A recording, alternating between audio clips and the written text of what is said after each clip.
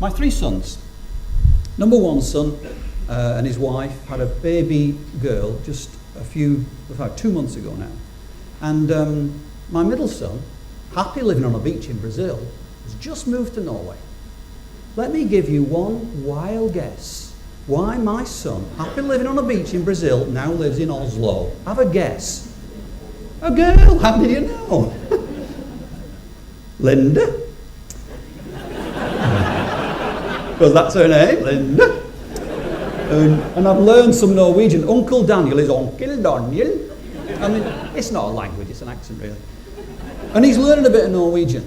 And he sent us this card. And I'd like to close by reading you this card. Because for me, I think it sums up the purpose of life.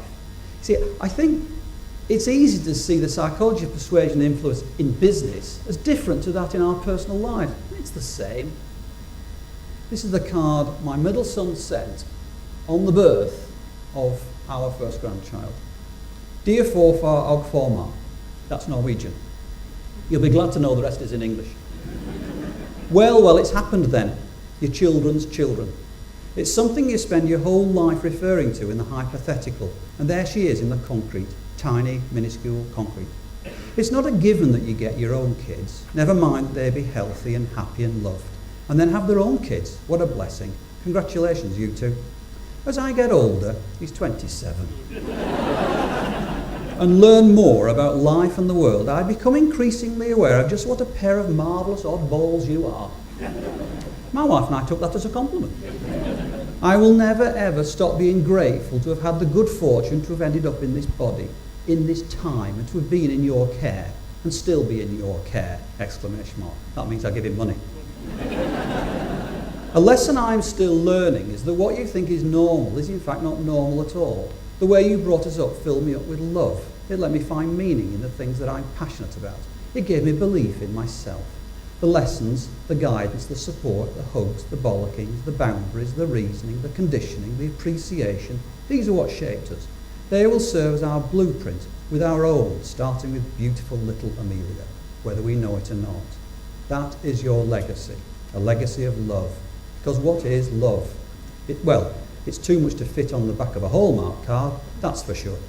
But you want what's best for your kids, and you gave it your all. I know you gave it everything you had. Gave us everything you had. Not a day goes by I don't give thanks for that. The way we raise our own is your legacy, and your love will continue to resonate in the time to come. And that is truly glorious. Ultimately, what's the purpose of life? I think it is to develop loving relationships and make a meaningful, positive contribution. That's what you're doing today, isn't it? If it's not that, send up a flare and let me know. So let me close by offering you these final thoughts. Start telling people what you like about them, particularly the ones that you love. Start telling people what you think they're really good at, particularly when there's other people around. Don't ever worry about what people think about you, because they don't know what you know. Milk the sacred now, because happiness is in the journey, it's not the destination. And from time to time, do something crazy with custard. I've been Philip Hesketh, and you've been great. My mum and my dad always told me to say, thanks for having me. Thank you very much.